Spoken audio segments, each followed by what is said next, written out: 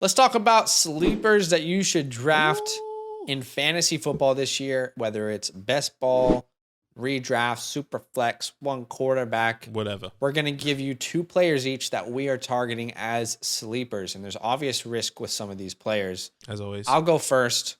Cordero Patterson. Oh. Okay. Let's talk about Cordero. Current ADP on Underdog, running back 37. Mm-hmm. Current ADP in Fantasy Pros, running back 29. Big difference. So just off the bat, I think Underdog, Patterson is a really good value right now at this point. For sure. In our last 3 mock drafts, he has been the RB34 in our mock drafts. So I feel like I personally think that in the next couple months, as we get towards the season, you're going to see Patterson's ADP fall. We talk about some players who their ADP is going to rise. Yeah. I don't think Patterson is one of those players. I think there's more worries, there's more risks. So I think you're going to keep seeing him be a good value on boards. So let's talk about last year. All right. Incredible start to the season. And then we saw a pretty big regression those last couple weeks. Weeks 1 to 15, he was a running back 8, 15 plus touches a game, and 5 targets a game. Then you look at weeks 16 to 18, small sample size, the last 3 games, his body was not there.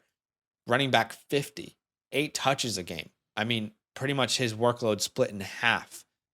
And there are changes that happen to this offense that hurt him. Let's be honest. You lose Matt Ryan, get Marcus Mariota. Right. That's not an upgrade. And then you also add Drake London. So you have, Drake London, Kyle Pitts. These are players that you want to see succeed because they're young for this team. So I'm bringing you the negatives first, but let's talk about the good news. Okay. Okay. The good news is his upside and his price versus his ADP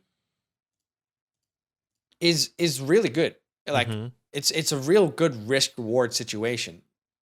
He finished as the RB9 last year, or as a top 12 guy, excuse me. And now you're not even having to draft him as a running back 2.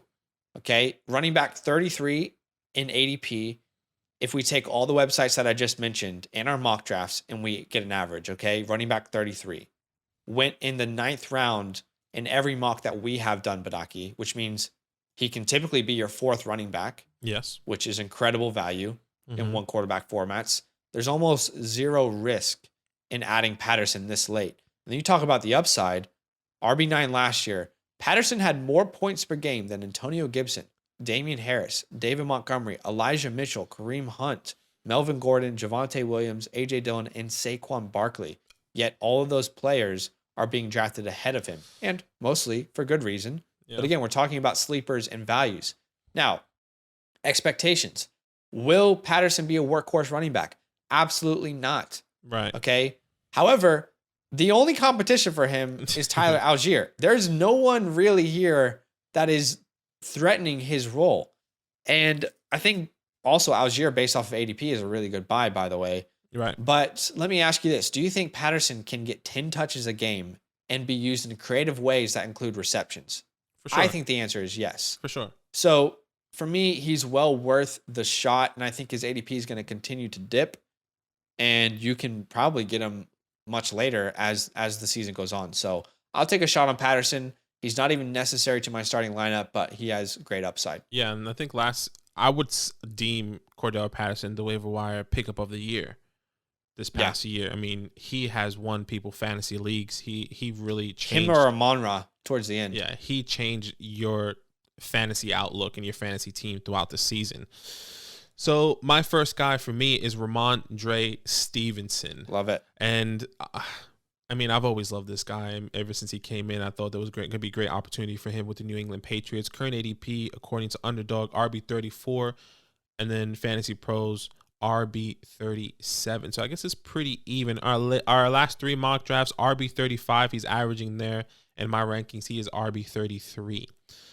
Look, there really isn't much to, for Stevenson that came off the field outside of 2 weeks. Okay, weeks 10 and weeks 11. He was the RB9 on those 2 weeks, a really short span, nothing too crazy. His biggest game was week 10 versus Cleveland, 20 attempts, 200 yards, 2 touchdowns, 27 plus fantasy points. We saw that. I mean, I remember Zach was like, I remember he put in the text chat. He was like, Stevenson's going off, and that was when he was on the sideline. He did a stiff arm, and he ran it for a touchdown. I remember that specifically, and I had to switch the channel to put on the Patriots game, and I was like, shit, I'm missing it. Yeah. Look, I believe he has what it takes. He has what it takes to take the workload. He has what it takes to even catch the ball out of the backfield. If Damian Harris does go down, Stevenson's there. If James White is not ready, Stevenson is there to catch the ball. Yeah. So this is what it really excites me. And James White, just like I just mentioned, just came back from a hip surgery, 30 years old. He ain't no spring chicken. He ain't gonna come back as if 21-year-old, 22-year-old Cam Akers with a torn ACL. Yeah. Like it's not happening. This hip injury is serious. I don't think that's something that we need to worry about and take note of, in my personal opinion. And now the million RBs that this Patriots team drafted, which is really only Kevin Harris and Pierre Strong. One's a 6th rounder, one's a 4th rounder. None of these guys' profiles scare me at all. At best, in my opinion, I could be wrong. We never know what can happen. These guys are special teams guys or just depth pieces. Right. James White is not ready. Cool. Kevin Harris or Pierre Strong can be the RB3 on the team just in case Damian goes down or Ramondre goes down. That's great. The opportunity could come if an injury does happen, but only when an injury happens. I am not expecting these guys to take workload from Ramondre, from Damian at any point in time. And once again, the value is great. Yeah. You can get Ramondre Stevenson RB right now. Once again, 34 according to Underdog, 37 according to Fantasy Pros. That's a good RB3 right now, especially if you have Damian. Especially you can get start two running backs, 2 RB start. Get some wide receivers, quarterbacks, tight ends, whatever the case. And then you can get Ramondre. That's your RB3, a guy with high upside, in my opinion. I'm always taking Ramondre Stevenson here. Yeah, I like it. Ramondre, again, the risk reward is what you want to find there. Mm-hmm. Who knows what happens in this backfield? Exactly. The only concern is Damian Harris's ADP keeps getting better. Let me ask you that. If at some point they become equal ADP, does now Damian Harris become the sleeper to own?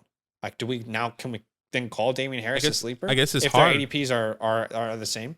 It's trending that way. It definitely is trending that way, and I don't see how that can happen. I think every single year, early in the season, especially with the Patriots running back, this Patriots running back is going to have great value. Last year, Damian Harris was a fantastic value. This year, people are still scared, but as they get closer to the season, Damian Harris is having a good preseason. Damian Harris is having this and that. Next minute, he jumps 2 rounds. Right. Okay. So I guess as we get closer and closer to the season, we have to really take note of how that is responding in the community. Then we can go about, actioning it. All right. My second sleeper, Ronald Jones. Rojo, baby. Ronald Jones. Ronald McDonald. Could this be a bounce back? Oh, 100%. Come on, baby. He was my guy last year. Oh, gosh. That's just terrible to say.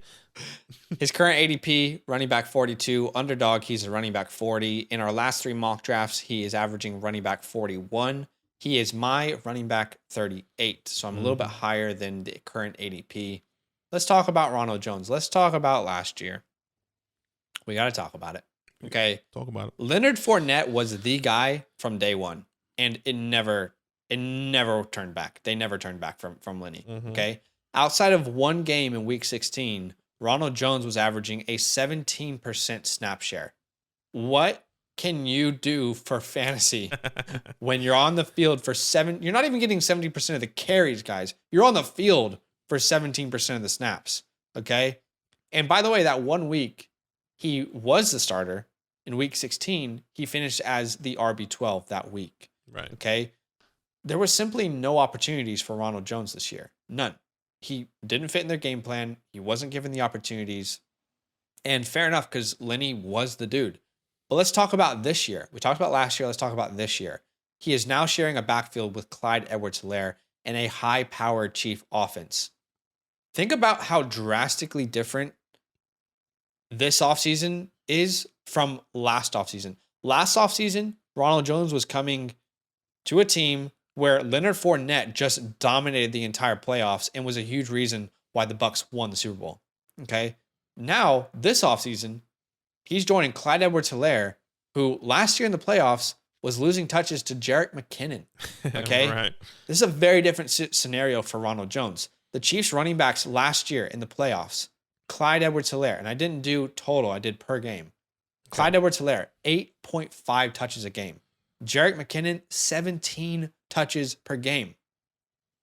Tell me anyone out there who is going to die on a stake for Jerick McKinnon. And he was getting more opportunities than Clyde Edwards-Helaire. Completely different situation. Yeah. Don't get me wrong. I think Clyde can be great.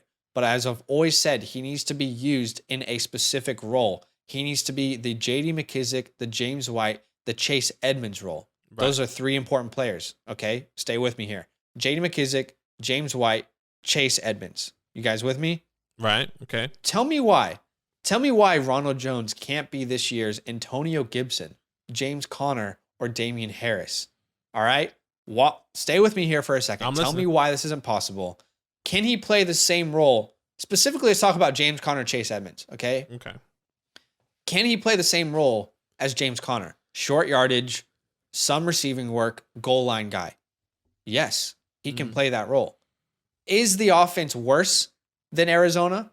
Do they have less trips to the red zone? Absolutely not. Okay?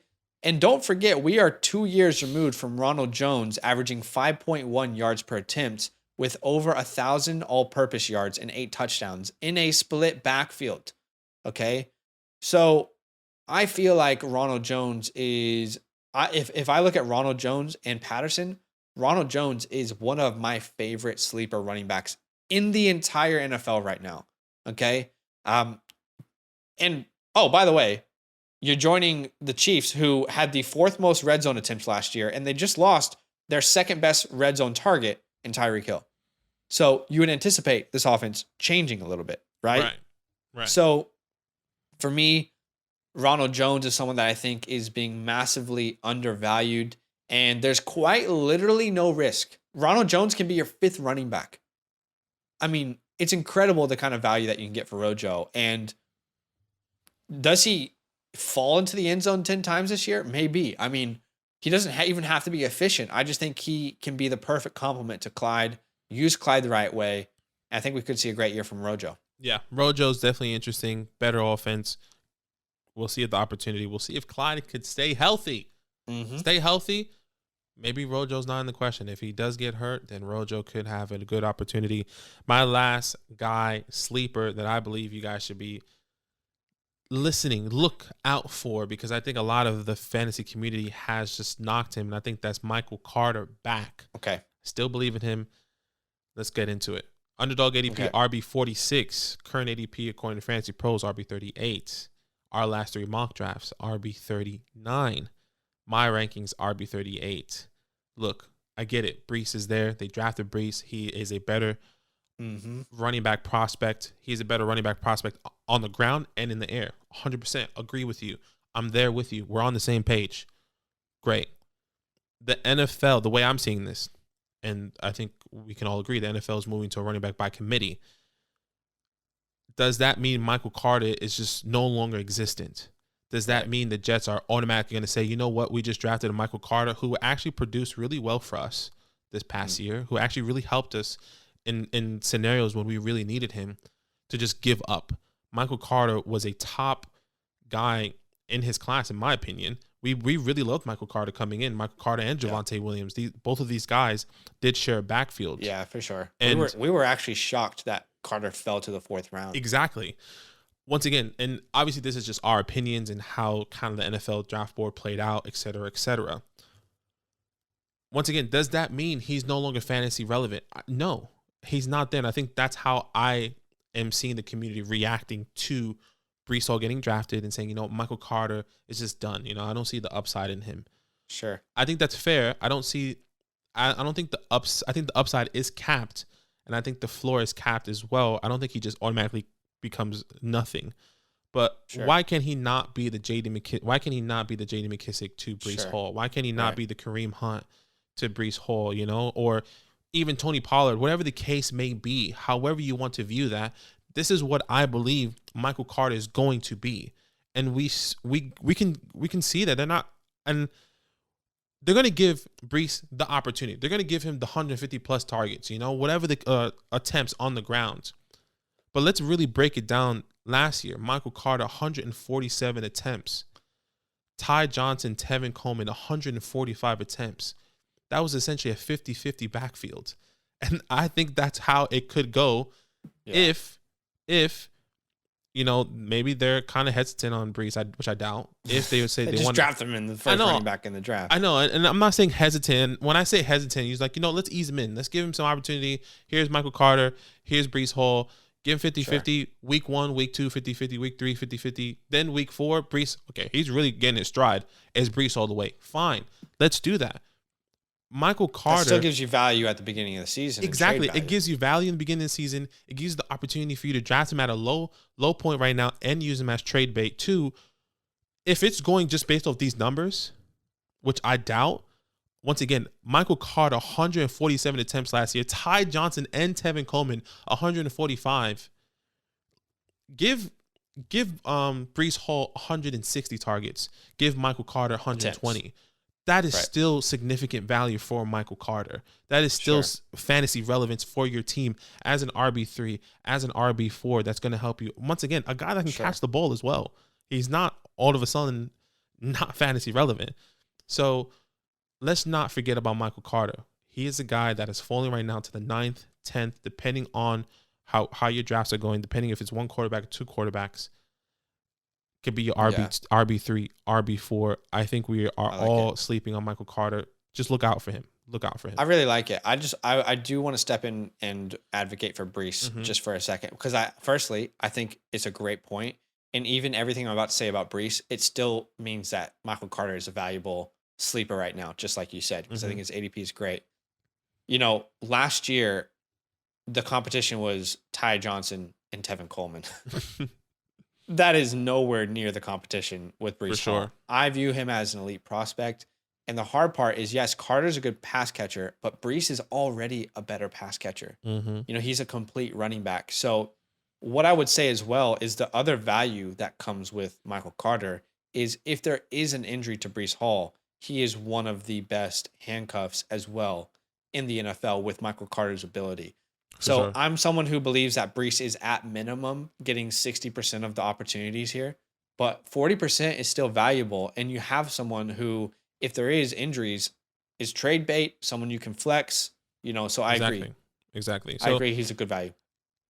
One last thing, and we close it off, end of the video. I think Michael Carter's absolute ceiling is, just to be clear with the community, in a good year, really good year, with everything goes right, RB 20 to 25. Floor, in my opinion, I think it stays where it's at. I think he is going to be in a good window with RB 30 to 35. So 20 to 35, I think that's a good window for someone like Michael Carter that can contribute for you week in, week out on a RB3 basis. That's the thought process. I think that's really fair. All right, guys, let us know who your favorite sleepers are. If you agree or disagree with our takes in the comments below, tell us. You're not afraid to tell us if you hate our takes. That's fine. Comment down below. And if you like them, let us know. Yo, what's good? Thanks for watching. We got a lot more videos. A lot more. If you want more videos. Watch it. You can also subscribe. Right now. If you want to. You need to. And lastly, don't forget that you can sign up to support the show and get exclusive content by going to patreon.com/FantasyLandFam.